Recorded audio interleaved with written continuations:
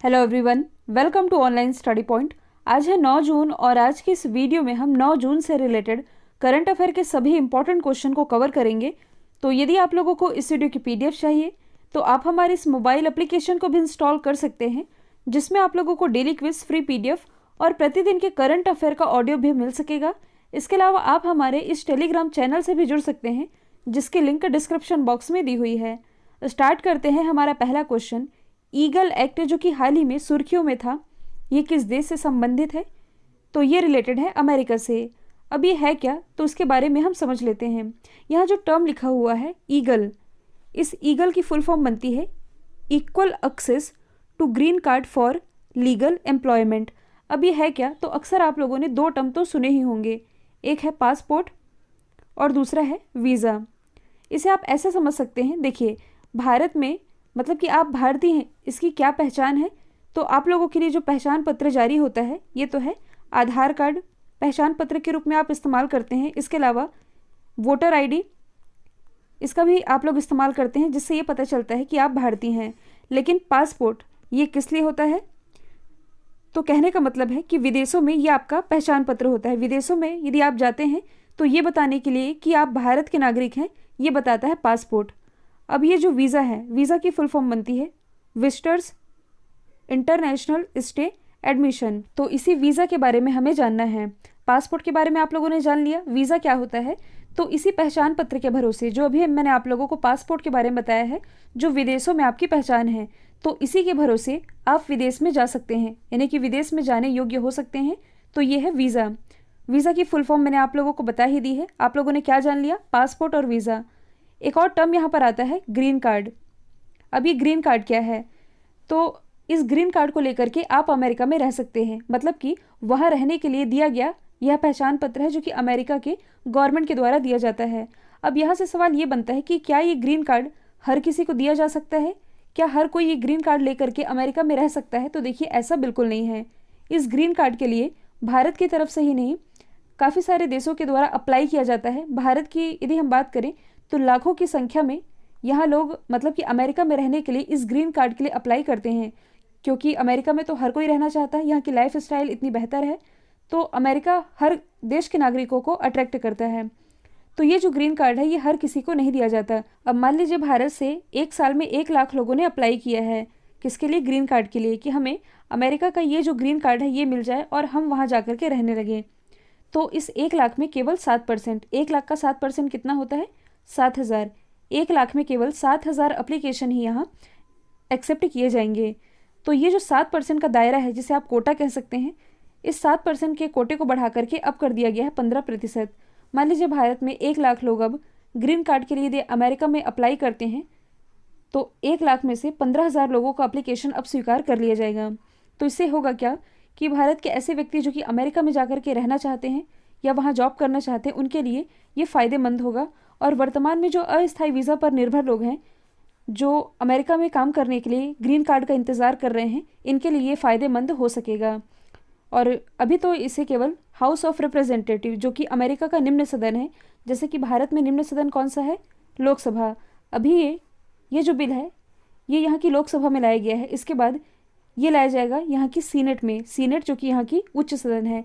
यदि सीनेट से भी पास हो जाता है तो राष्ट्रपति की मंजूरी के बाद ये जो बिल है ये कानून बन सकेगा। तो ये सभी बातें मैंने आप लोगों को बता दी है। ईगल एक्ट जो कि चर्चे में है, रिलेटेड है अमेरिका से। यदि हम बात करें अमेरिका की, तो बेसिक फैक्टर तो आप सभी जानते हैं। कुछ करंट के क्वेश्चन जो कि अमेरिका से रिलेटेड है वो हम डिस्कस कर लेते हैं। देखिए हाल ही में जो अमेरिका की स्पेस एजेंसी है नासा, इसके द्वारा शुक्र ग्रह पर 2 मिशन भेजे जाने की घोषणा की गई है। इसके अलावा सबसे ज़्यादा चर्चे में रहा था अमेरिका का सबसे बड़ा तेल पाइपलाइन, जिसका नाम है कोलोनियल पाइपलाइन। क्यों चर्चे में आया था? साइबर अटैक के कारण। हाल ही में किस देश ने भारतीय कोरोना वैक्सीन, जिसका नाम है कोवैक्सीन, इसके आयात को मंजूरी दी है? ये मंजूरी हाल ही में दी गई है ब्राज़ील के द्वारा। तो ये जो कोवैक्सीन है, जो कि पूरी तरह से भारतीय है, किसके द्वारा बनाई जा रही है? भारत बायोटेक के द्वारा, जो कि स्थित है हैदराबाद में। हालांकि भारत में अभी 1-2 वैक्सीन को और मंजूरी मिल चुकी है, लेकिन भारत की 2 वैक्सीनें हैं जो कि सबसे ज़्यादा चर्चे में रही है। एक तो है यही कोवैक्सीन, जो कि पूरी तरह से भारतीय है। दूसरी है कोविशील्ड। ये जो कोविशील्ड है ये ऑक्सफोर्ड एस्ट्राजेनेका के सहयोग से कौन डेवलप कर रहा है? सीरम इंस्टीट्यूट जो कि स्थित है महाराष्ट्र के पुणे में। और अभी एक और रिपोर्ट जारी की गई थी जिसमें ये बताया गया था कि कोवैक्सीन और कोविशील्ड इसमें से कौन बेहतर है। हालांकि दोनों ही वैक्सीन अच्छा काम कर रही हैं, लेकिन इसमें सबसे ज़्यादा प्रभावी ये माना गया है कोविशील्ड को। कोविशील्ड ये 98% ज़्यादा प्रभावी मानी गई है, जबकि जो कोवैक्सीन है ये 80% इफेक्टिव मानी गई है।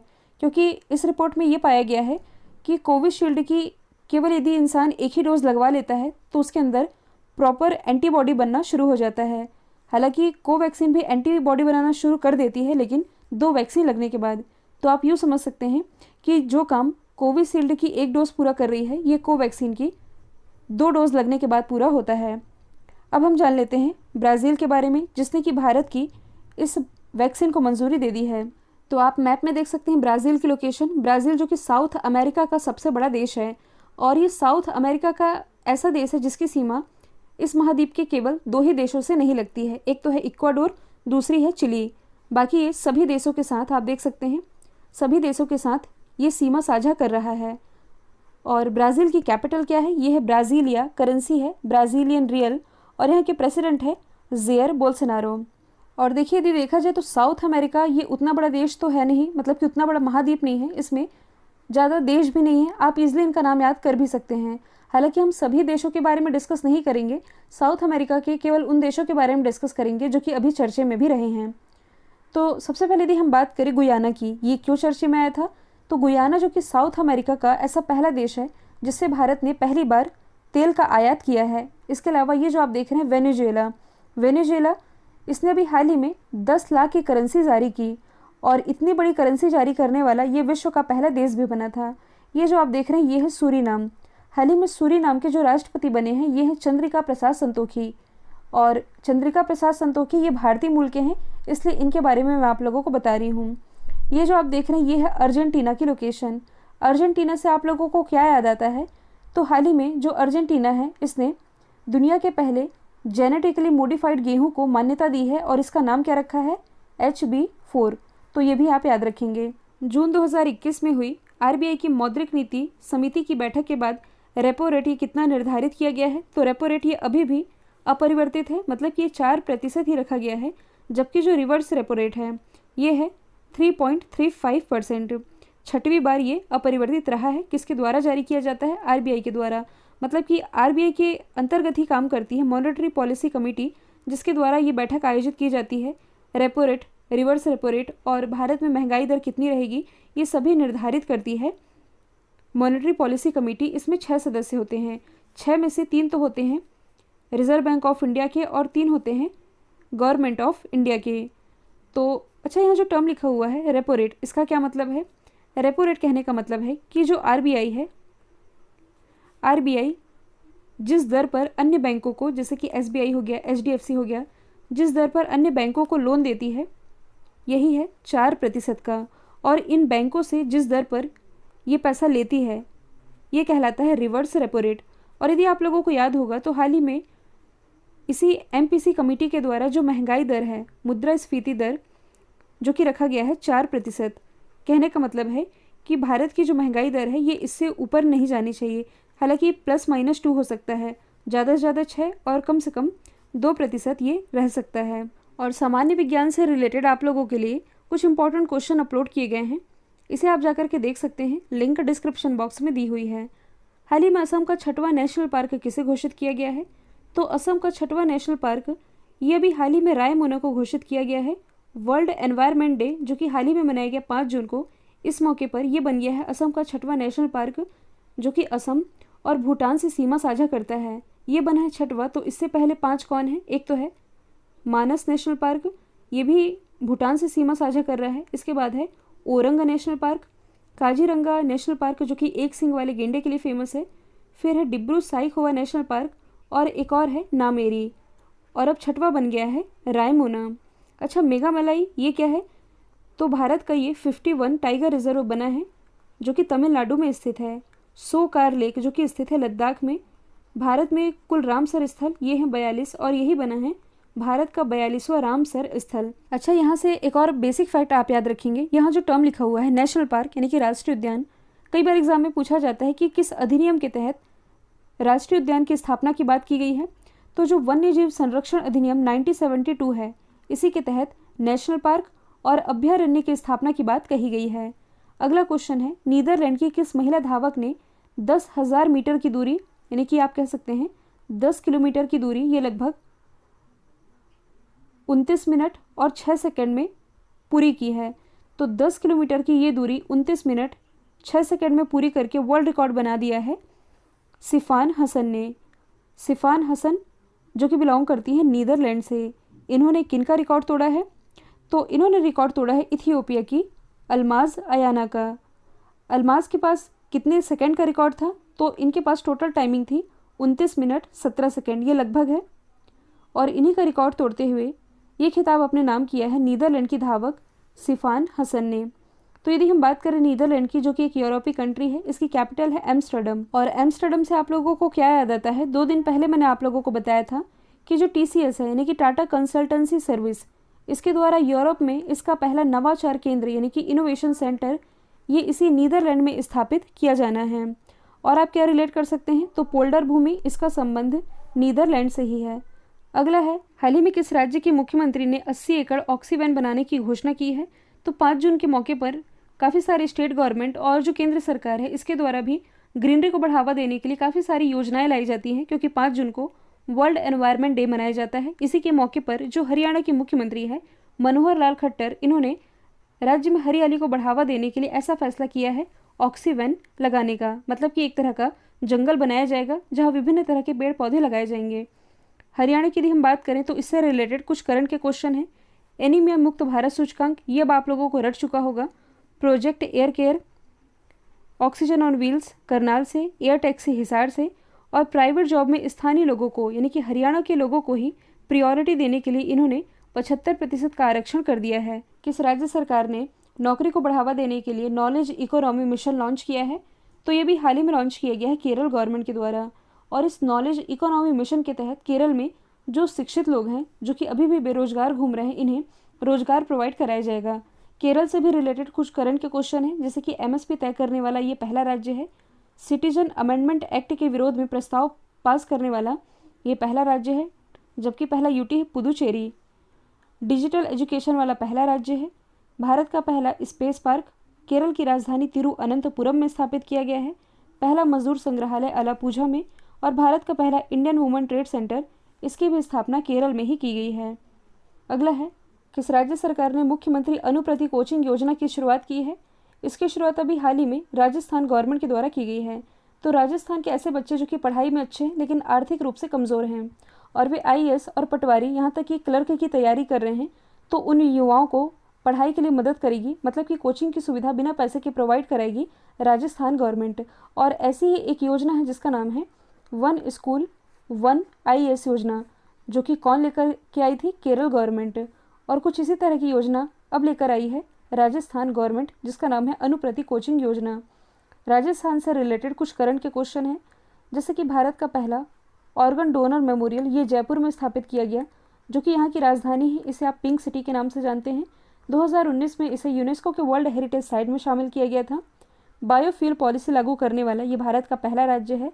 इसके अलावा हाल ही में सबसे ज़्यादा यहाँ चर्चे में रही जो योजना है मुख्यमंत्री चिरंजीवी स्वास्थ्य बीमा योजना, जिसके तहत राजस्थान के सभी परिवारों को 5 लाख रुपए तक का कैशलेस स्वास्थ्य बीमा दे रही है राजस्थान सरकार।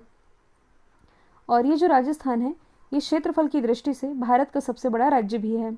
अगला है, Times higher education Asia university ranking 2021 में कौन सा भारतीय संस्थान टॉप पर है? तो देखिए, हाल ही में एशिया के टॉप 100 यूनिवर्सिटीज़ की रैंकिंग जारी की गई है और इस टॉप 100 में भारत की तरफ से पूछा जा रहा है टॉप पर कौन है, तो ये है Indian institute of science Bangalore. तो भारत की तरफ से तो टॉप पर है, लेकिन इस टॉप 100 में इसकी रैंकिंग है 37वीं। भारत की तरफ से दूसरे स्थान पर है IIT रोपड़, तीसरे स्थान पर है IIT इंदौर। तो इस टॉप 100 में टॉप पर कौन है? टॉप पर है चाइना का एक विश्वविद्यालय जिसका नाम है सिंघुआ विश्वविद्यालय। तो ये आप याद रखेंगे। अगला है, किस भारतीय शिक्षक को वर्ल्ड बैंक एजुकेशन एडवाइज़र नियुक्त किया गया है? तो हाल ही में जो रंजीत सिंह दिसाले हैं, इनका नाम आप ज़रूर याद रखेंगे। इनका नाम अभी चर्चे में भी रहा है, क्योंकि इन्हें भी हाल ही में 2020 के ग्लोबल टीचर अवार्ड से भी सम्मानित किया गया था। इस अवार्ड से ये सम्मानित होने वाले पहले भारतीय बने थे, जो कि महाराष्ट्र के एक शिक्षक हैं। इन्हें ही 3 साल की अवधि के लिए मतलब कि 2024 तक विश्व बैंक का शिक्षा सलाहकार नियुक्त किया गया है। और विश्व बैंक के द्वारा अभी हाल ही में मतलब कि मार्च 2021 में शुरू किए गए कोच प्रोजेक्ट है जो ये इसमें काम करेंगे। नाम है रणजीत सिंह दिसाले। वर्ल्ड बैंक की यदि हम बात करें तो इसकी स्थापना हुई थी 1944 में, संचालन शुरू हुआ था 1945 से। हेडक्वार्टर इसका स्थित है वॉशिंगटन डीसी। इसी वॉशिंगटन डीसी में हेडक्वार्टर स्थित है इंटरनेशनल मॉनेटरी फंड का। वर्ल्ड बैंक के प्रेजेंट टाइम में अध्यक्ष कौन है, तो ये हैं डेविड मलपास जो कि बिलोंग करते हैं अमेरिका से। अगला है nature TTL photographer of the year award से किसे सम्मानित किया गया है, ये सम्मानित किए गए हैं थॉमस विजन। ये जो थॉमस विजन है ये भारतीय कनाडियन फोटोग्राफर है। इनके द्वारा खींची गई ये जो इमेज है इसी के लिए जिसका नाम है the world is going upside down, इसके लिए इन्हें TTL photographer of the year दिया गया है। टीटीएल नेचर जो कि टीटीएल वेबसाइट है जो प्रकृति की फोटोग्राफी सीखने में दिलचस्पी दिखाने वाले लोगों के लिए ये सही दिशा प्रदान करती है और इसी की कैटेगरी में हर साल ये अवार्ड दिया जाता है। फोटोग्राफी की बात की जा रही है तो हाल ही में world wild life photographer of the year का खिताब ये जीता था रशिया के रॉबर्ट इरविन ने। जबकि इसमें काफ़ी सारी कैटेगरी होती हैं जिसमें कि भारत की तरफ से ये अवार्ड अपने नाम किया था ऐश्वर्या श्रीधर ने। अच्छा, डेविड डिरोप ये कौन है, तो इन्होंने अभी हाल ही में अंतर्राष्ट्रीय बुकर पुरस्कार अपने नाम किया है। ये बिलोंग करते हैं फ्रांस से। अगला है हाल ही में किस मंत्रालय ने बुजुर्गों के लिए सेक कार्यक्रम और सेक पोर्टल लॉन्च किया है, तो इसे आप वन लाइनर फॉर्मेट में भी याद रख सकते हैं। ये भी हाल ही में सामाजिक न्याय और अधिकारिता मंत्रालय के द्वारा लॉन्च किया गया है। सेक की फुल फॉर्म बनती है senior care ageing growth engine. ये जो पहल है इसके लिए अब एक पोर्टल भी लॉन्च कर दिया गया है जिसे जो सीनियर सिटीजन है यानी कि बुजुर्ग व्यक्ति द्वारा उत्पाद और सेवाओं के लिए उपयोग किया जा सकता है। सामाजिक न्याय और अधिकारिता मंत्री जो कि थावर चंद गहलोत इन्हीं के द्वारा वर्चुअली इसे लॉन्च किया गया है। कल जो मैंने आप लोगों से सवाल पूछा था राइट आंसर था डेविड डियोप। अब आप लोगों के लिए आज का सवाल है खबरों में रहा Arctic national wild life refuge ये किस देश में है। इसका जो भी आंसर है कमेंट बॉक्स में बताना है। वीडियो यदि पसंद आया है तो लाइक कीजिए, शेयर कीजिए और चैनल को सब्सक्राइब करना बिल्कुल मत भूलिएगा। आज के लिए इतना ही। Thank you so much.